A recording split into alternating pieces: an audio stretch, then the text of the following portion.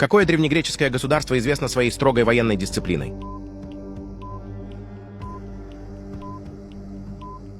Спарта. Какой философ был учителем Платона?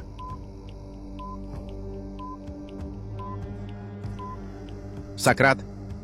Кто победил в Троянской войне?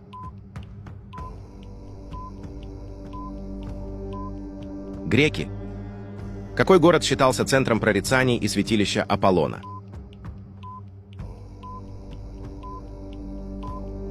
Дельфы. Кто написал эпические поэмы «Илиада» и «Одиссея»?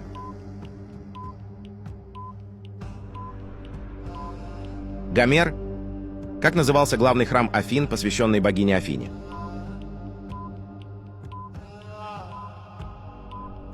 Парфенон. Как называлась круглая или полукруглая площадка в театре, где выступали хор, актеры и музыканты?